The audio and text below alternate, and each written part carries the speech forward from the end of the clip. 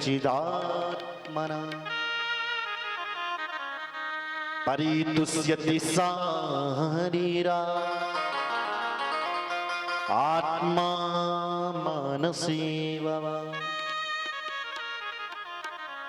हे पराशर नंदन,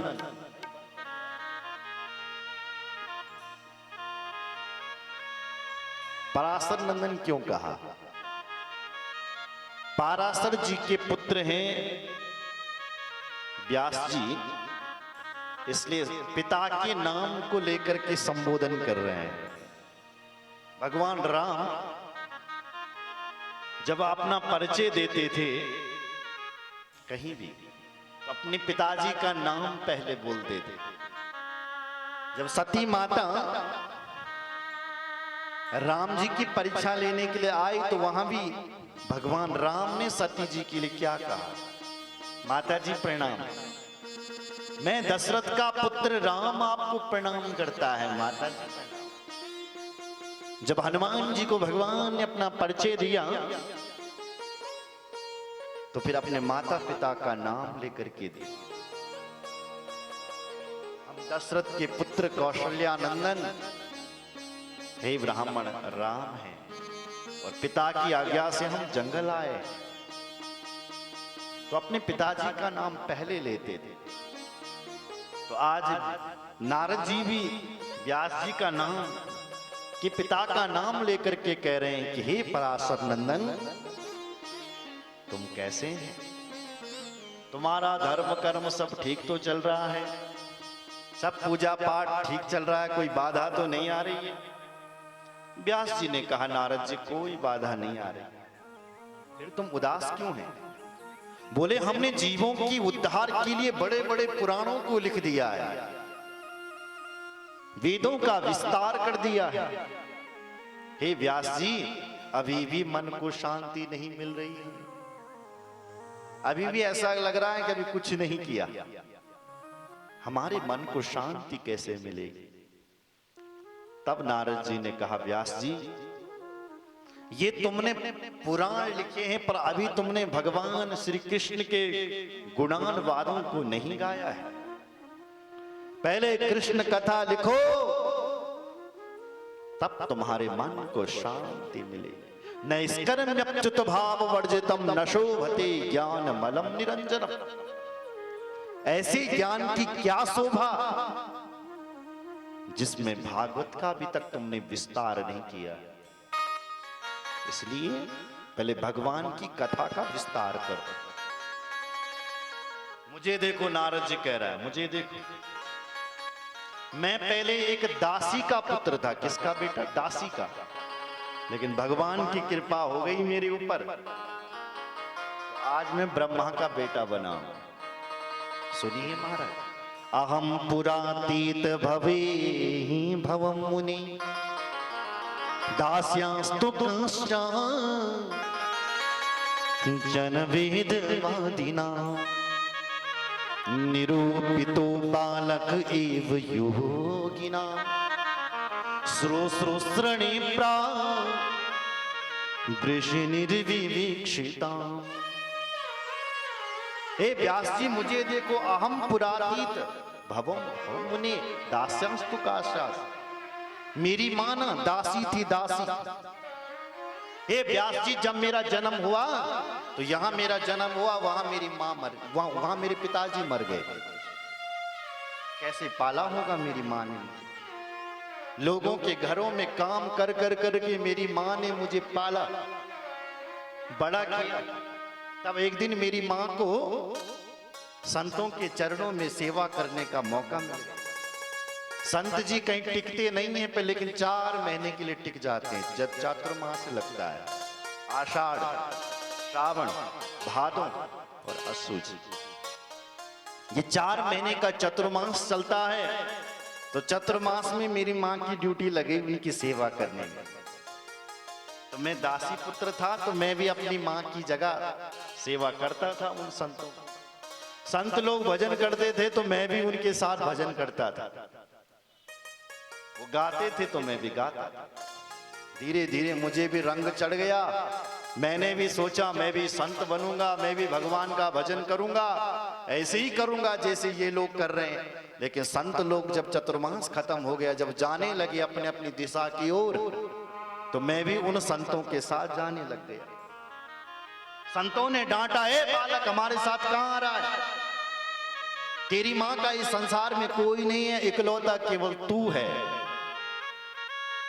और तू भी यदि अपनी मां को छोड़ करके हमारे साथ चलेगा तो तेरी मां हमें गाली देगी कि यांग करे मैं यूं की सेवा, यूं बाबू की सेवा, इन संतों की सेवा, मेरे बेटे को ही ले गए, मेरे बुढ़ापा का सारा। इसलिए बेटा घर चले जाओ, घर चले जाओ। और सुन, तेरी भजन करने की इच्छा है, जब तेरी मां पधार जाए, ऊपर चले जाए, तब तो आ जाना। लेकिन जब तक मां जीवित है तब तक मां की सेवा।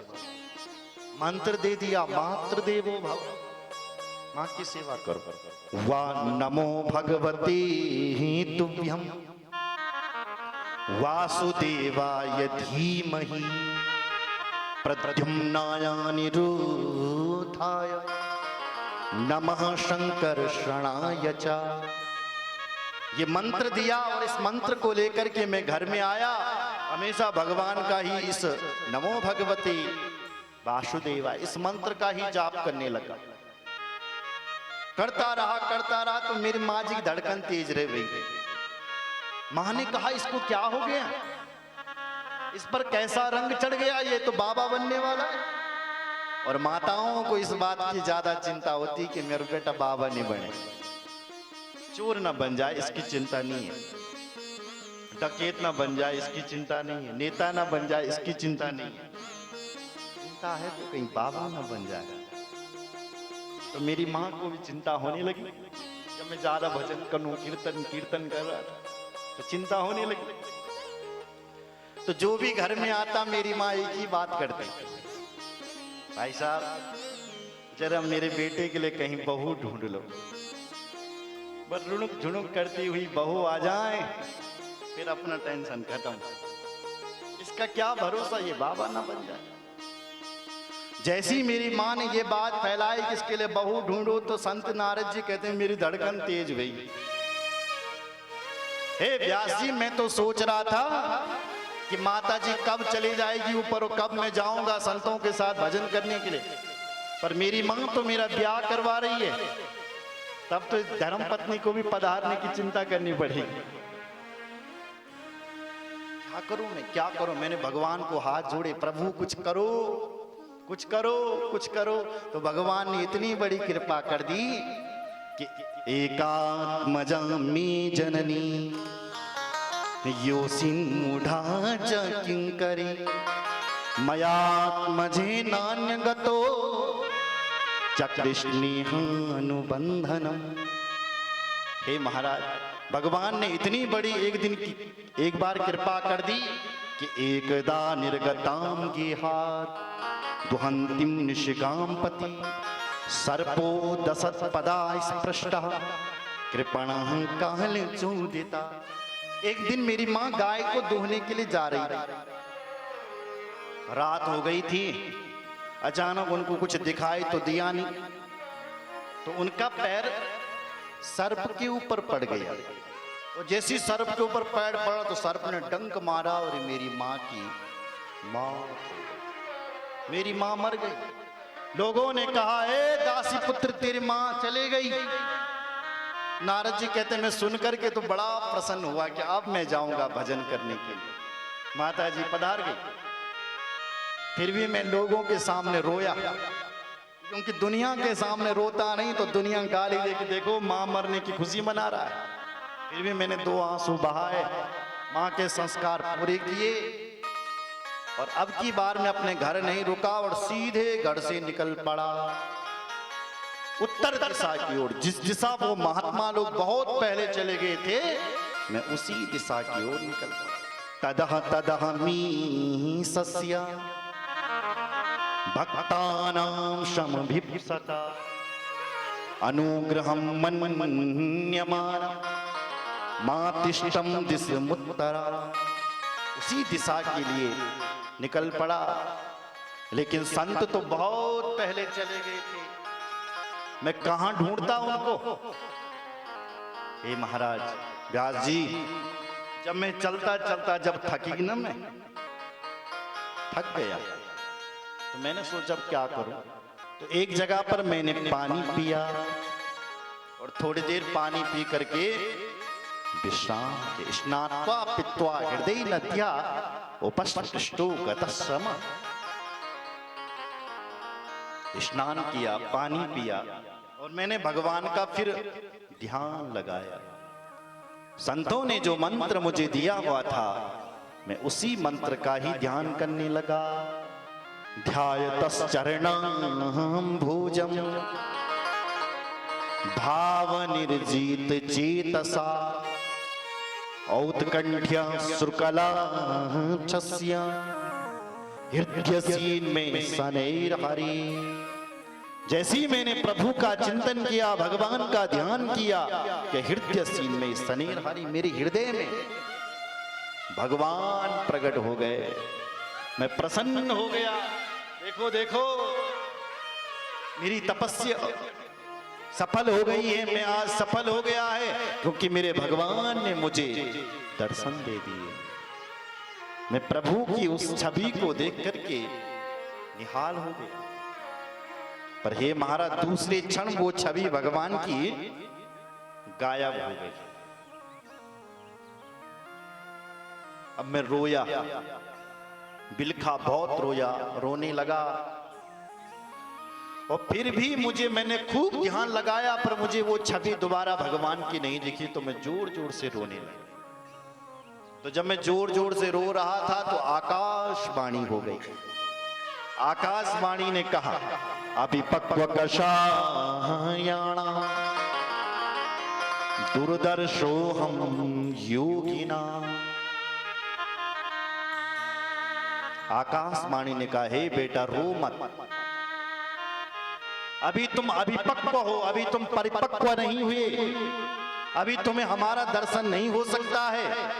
जब तुम परिपक्व हो जाओगे तब तुम्हें मेरा दर्शन प्राप्त होगा। मैंने कहा, जब मैं परिपक्व नहीं था तो मुझे आपने दर्शन क्यों दिया? क्यों दिया आपने? भगवान कहते हैं, ये तो मैंने अपने रूप की तुझे केवल चटनी चखाई है, चटनी। इसी प्रकार मेरा ध्यान कर, एक दिन तुम्हें मेरा दर्शन भी हो जाएगा। नारद जी कहते हैं, मैं उसी प्रकार से वहीं बैठ गया और उसी भूमि पर ही मैं भगवान का चिंतन करने लग गया। सकृत्य दर्शितम पूर्वम मीतत् कामायते नघा मत्कामः सनके साधु सर्वान् मुञ्चति हृच्छयान्। मैं उसी जगह पर अपने हृदय प्रदेश में भगवान का ध्यान करता गया और धीरे धीरे क्या हुआ महाराज, कि प्रलय आ गया। ये संसार बदल गया, समुद्र ने अपनी सीमाओं को लांघ लिया और ये सब समुद्र में ही लीन हो गए, जलमग्न हो गई ये धरती। और दोबारा जब भगवान ने पुनः, जब सतयुग का शुभारंभ हुआ, दोबारा जब सृष्टि हुई, तो कहा, मैं दासी का पुत्र इस बार में ब्रह्मा का बेटा अब की बार प्रकट हुआ, पैदा हुआ। जब मैं ब्रह्मा का बेटा प्रकट हुआ तो मैं भगवान का ध्यान करने लगा। मुझे पूर्व की सारी स्मृति याद थी। मैं जोर जोर से उस परमात्मा का चिंतन करने लगा, नारायण नारायण बोलने लगा। भगवान मेरे सामने प्रकट हो गए और उन भगवान ने मुझे अपनी वीणा प्रदान कर दी और कहा, बेटा इसी प्रकार से मेरे नामों को गाओ और इस वीणा को बजाओ। और तब से नारद जी कहते हैं, इस वीणा को बजाता हूँ, इसी पर भगवान का गायन करता हूँ और जहां भी चले जाता हूँ हर जगह मेरी पूजा होती है। असुरों में जाऊं, मानवों में जाऊं, देवताओं में जाऊं, अव्याहत गति और सर्वत्र मेरी पूजा। देवदत्तां इमां वीणा स्वर ब्रह्म विभूषिता मूर्छित्वा हरिकथां गाहि मानस चराम्यहम्। मैं विचरण करता रहा, प्रभु का नाम लेता रहा। इसलिए जिन भगवान ने मेरा कल्याण किया है वो प्रभु तुम्हारा भी कल्याण करेंगे। बोलो भक्त वत्सल भगवान की जय। हर हर महादेव। देखो भाई, अगर तुम इस जन्म में भगवान की भक्ति कर रहे हो और भगवान को दर्शन तुम्हें नहीं हुए, तो अगला जन्म जो भी हमारा होगा तो उस जन्म में हमें उस परमात्मा के दर्शन जरूर हो जाएंगे। बोलो जय श्री राम। जैसे दर्जी ने कुर्ता बनाना है, 1 मिनट के लिए सोचो, कुर्ता पैजामा बनाना है। अब दर्जी ने सिलाई शुरू कर दी और कुर्ता पैजामा बन करके आधा तैयार हो गया, पर तब तक क्या हुआ कि रात पड़ने वाली है, दुकान बढ़ाने का समय हो गया। तो उन्होंने क्या किया कि आधा कुर्ता बना करके छोड़ दिया और दुकान बंद कर दी। अब प्रातः काल जैसे ही दुकान को खोला तो सबसे पहले दर्जी ने वही काम पूरा किया जो आधा छोड़ा था, कुर्ता पैजामा। यही करता है ना, सबसे पहले उसी को पूरा किया। अब लोगों ने कहा भाई बहुत जल्दी तुमने कुर्ता पैजामा बना दिया, काम कर दिया। बोले बहुत जल्दी नहीं किया, कुछ कल का किया हुआ था, इसलिए इस समय जल्दी हो गया। तो उसी प्रकार अगर इस जन्म में परमात्मा का दर्शन नहीं हुआ, भक्ति करते रहो, नाम जपते रहो, पर अगला जो हमारा जन्म होगा उस जन्म में जरूर भगवान का दर्शन जरूर हो जाएगा। बोलो जय श्री राम। सुन रहे, इसलिए व्यास जी के लिए कह रहे हैं, हे व्यास जी तुम भी उन भगवान का चिंतन करो, ध्यान करो। और चतुश्लोकी भागवत नारद जी ने व्यास जी महाराज को पढ़ा दी और नारद जी वहां से अंतर्धान हो गए। व्यास जी ने भी अपनी कमी का अनुभव कर दिया, तुरंत सरस्वती नदी में स्नान किया और सरस्वती नदी में स्नान करने के आए और फिर भागवत की भागीरथी को गाने के लिए बैठे। ब्रह्म नद्याम सरस्वत्याम आश्रम पश्चिमी तटे सम्यक प्रासीति प्रोक्ता ऋषिणाम शत्रुवर्धना। ब्रह्म नद्याम सरस्वत्याम, सरस्वती के तट पर वैकुंठ धाम में, धरती का जो वैकुंठ है, बद्रीनाथ धाम, व्यास जी भागवत की भागीरथी को गाने के लिए बैठे।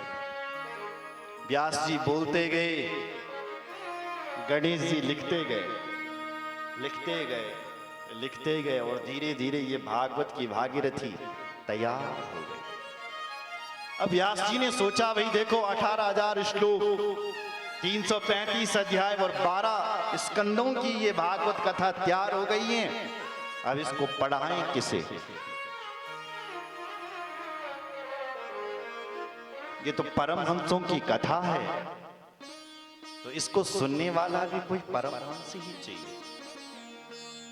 कौन है जिसको मैं भागवत कथा सुनाऊं सबसे पहले, पढ़ा? तो व्यास जी को अपना बेटा याद आ गया। कौन? शुकदेव, जो जन्म होते ही वन के लिए चले गया था। उस जैसा परमहंस और कौन होगा? पर मेरा बेटा तो जंगलमान नहीं हूं, कैसे सुनेगा वो भागवत कथा? कैसे पढ़ाऊंगा मैं अपने बेटे को भक्त की कथा? तो व्यास जी ने क्या किया कि अपने शिष्यों को 2-4 श्लोक पढ़ा लिए और फिर कहा भाई तुम गाय चराने के लिए जा रहे हो वन में, और तुम इन 2 श्लोकों को गाय चराते हुए गाना। जाओ। अब शिष्यगण वन में जाते गए, गाय चराते गए और इन 2 श्लोकों को गाते गए जंगल में। जहां पर श्री व्यास जी के पुत्र सुखदेव जी समाधि में बैठा हुआ था, वहां पर एक शिष्य गया व्यास जी का, और उसने वहां पर एक भागवत का श्लोक गुनगुनाया। कौन? वरहा पीडम नटवर वप कर्णयो कर्णिकारम विप्रदवासः कनक कपिसं वैजयन्ती जमाला रंध्रान वैडोरधर सुधया पूरयन् गोपवृन्दै बृन्दारण्यं स्वपदरमणम् अविशद गीत कीर्ति। हमारे भगवान श्री कृष्ण मोर पंख धारण किए हुए, पीतांबर फहराते हुए, गाय चराते हुए, ग्वालों से घिरे हुए, बंसी बजाते हुए वृंदारण्य में प्रवेश कर रहे हैं, वृंदावन में प्रवेश कर रहे हैं। जैसे ही सुखदेव जी ने ये श्लोक सुना तो सुखदेव जी की समाधि खुल गई। अरे भाई, जो इतना प्यारा मोर मुकुट वाला है, बंसी वाला है, ऐसे बंसी वाले के दर्शन तो मुझे भी करने चाहिए। वाह वाह, कितना सुंदर है। फिर मन में सोचा, देखो जो सुंदर है, जो बाहर से सुंदर है, वो अंदर से सुंदर ना हो तो इसकी क्या गारंटी? कुछ लोग होते हैं बाहर से तो बहुत सुंदर होते हैं, लेकिन अंदर से कोयले की तरह बिल्कुल काले। और कहीं बाहर से सुंदर हुआ लेकिन अंदर से सुंदर नहीं हुआ तो नहीं, मुझे नहीं जाना चाहिए, मुझे अपनी समाधि में जाना चाहिए। तो पुनः सुखदेव जी समाधि में चले गए। स्वभाव के प्रति भगवान के संदेह हो रहा था, तो तब तक एक दूसरा चेला आया और उसने दूसरा श्लोक गुनगुनाया। और इस श्लोक में भगवान का अंदर का परिचय, पहले श्लोक में बाहर की सुंदरता का परिचय और दूसरे श्लोक में अंदर की सुंदरता का परिचय। अंदर से कैसे हैं वो श्री कृष्ण? बोले अहो वकीयम स्तन काल कूटम जिघांसयापा ययदाप्यसाध्वी लेभे गतिं धात्र्यु चितान्ततुन्यं कंबादयालुं शरणं व्रजेमा। अहो आश्चर्यम यम बकी, बकी नाम पूतना, पूतना का नाम सुना है? तो जो पूतना अपने स्तनों पर कालकुट विष लगा करके जिघांसयाम भगवान को मारने के लिए आई हुई थी, कहां? गोकुल में। उस पूतना ने अपने स्तनों पर कालकुट जहर लगाया और भगवान को वो जहर वाला स्तन पिलाया। भगवान कहते हैं, देखो देखो इस पूतना को, ये पूतना मुझे मारने के लिए आई हुई है, पर काम मेरी मां जैसा कर रही है। आ तो मारने के लिए रखी है, लेकिन काम मां जैसा करे। जैसी मेरी मां जसोदा आती है, मुझे अपनी गोदी पर उठाती है, फिर मुझे अपना स्तनपान करवाती है, ऐसी ये पूतना आई है, मुझे इसने अपने गोदी पर उठाया है, अपने स्तनपान करवा रही है। भले ही मुझे मारने के लिए आई है, लेकिन काम मेरी मां जैसा कर रही है, इसलिए मैं इसको अपनी मां की ही गति दूंगा। जो गति भगवान ने अपनी मां जसोदा को दी थी, वही गति इस पापनी पूतना को भी दे दी। लीभी गतिम धात्र्यो चिताम ततुन्यम, धात्र्योचित गति प्रभु ने उस पूतना को प्रदान कर दी।